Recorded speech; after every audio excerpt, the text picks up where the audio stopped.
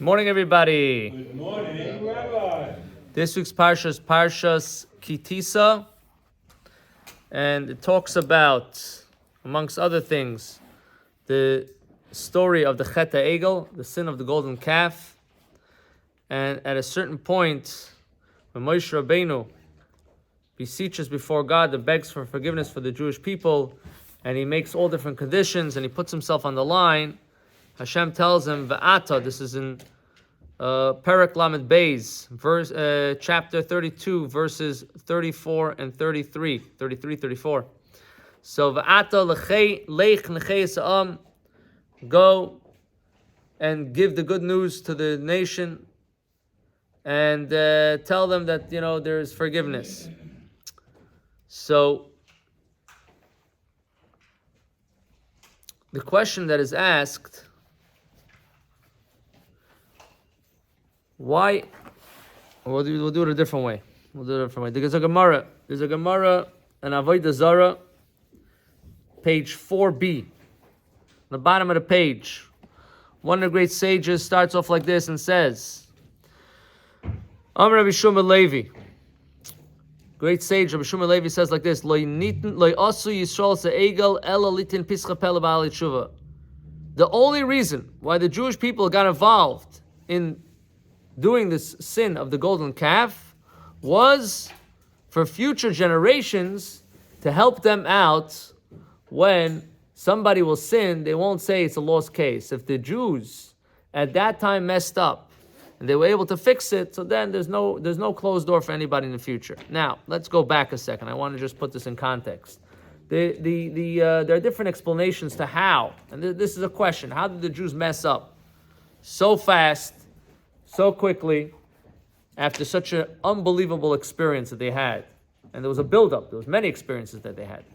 So one of the classical explanations is that there was a group called Erev Rav. Erev Rav were tag-alongs of Egyptians that came out with the Jews from Egypt. Some of them were somewhat sincere. They were inspired, impressed by the great miracles that God did. And to a certain point, they decided to become Jewish, to tag along the Jewish people. Some of them were originally actually spies. They were sent as spies by Pharaoh, and also by seeing the great revelation of the splitting of the sea and everything else, they kind of somewhat got convinced and became part of the Jewish people. They joined.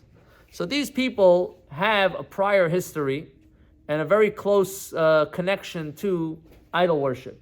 So when Moshe Rabbeinu kind of disappeared, when it came to a situation and Moshe Rabbeinu was not here, so they kind of went back to their ways. They said, you don't have plan A, let's do plan B. Let's do what we used to do in Egypt.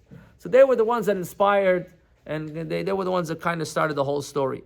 Were most of the Jews involved? Not necessarily. There were some Jews involved? Perhaps. Why were all the Jewish people considered guilty? Because they didn't stop it. You didn't stop it, even if you didn't directly do it, you're also guilty. As we see today, if you don't stop genocide, you're also part of it.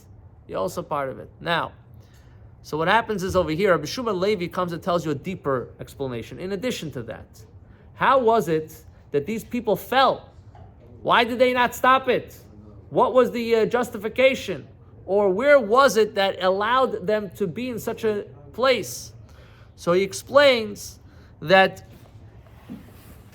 there's a footnote here, and it says that Hashem allowed the evil impulse to control over them, that they should not feel that sensitivity and allow it to happen. Why? Because if you can do tshuva from this, you can do tshuva from anything. If you can do tshuva from such a grave sin, then there's no stopping.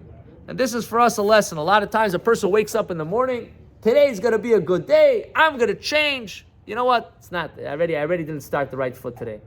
I already this to happen, that happened, I said something. You know what? Let's wait for tomorrow. Tomorrow I'm going to make a good day. So you should understand, you don't do that. Never do that. If you do that, tomorrow will never come, because there's always another tomorrow. You have to take a lesson from Chet HaEgel. They sinned. It was a grave sin. There's no going back from this. There was no, in a sense, getting out of this mess. At the same time, Moshe Rabbeinu pushed through, the Yidden pushed through, and there was kapara, there was forgiveness, there was a level of tshuva that they were able to reach, to the point that the Medrash explains, and this needs explanation, but just I'm going to give you the facts, that Salacha, when Moshe Rabbeinu made the second luchas, the second set of luchas, it's brought down, there was something with the second set of luchas that was even greater than the first one, even though the first one was Ma'aseh Elokim, was the work, the handwork of God. There was something that came with the second luchas that was even greater. When you do tshuva, you can elevate, you could transform, you could take something that's negative that usually you can't touch it. You can't touch Avodah Zarah. Avodah Zarah, you got to stay away from it. You got to stay away from idol worship. Things that are bad, you got to stay away from it. You can't deal with it. But sometimes if a person falls into there and he has those elements and he does tshuva, you know what he's doing? He's taking elements that usually can never be elevated, and he's bringing it back. He's bringing it back. He's making it something good. So there is something in tshuva that is very, very powerful, that not only you could go back to where you were, you can actually jump and reach levels that a regular person can never reach after the fact, that is. So Hashem should help us, should be inspired to understand that A, we have the opportunity to always fix things. Don't wait for tomorrow. And B, perhaps if you do it today and you don't wait for tomorrow, it's even greater. Because right now, you're taking that negativity and you're transforming it to something good. So instead of not only pushing it off and saying, don't use this as an excuse, on the contrary, use this as an opportunity to be able to do tshuva right now and to transform that negative feeling or that negative action you just did. Say, no, I'm not going there. I'm not going to allow myself to fall further. I'm going to take what I just did and use it to be able to come back to Hashem right now. B'karav mamish.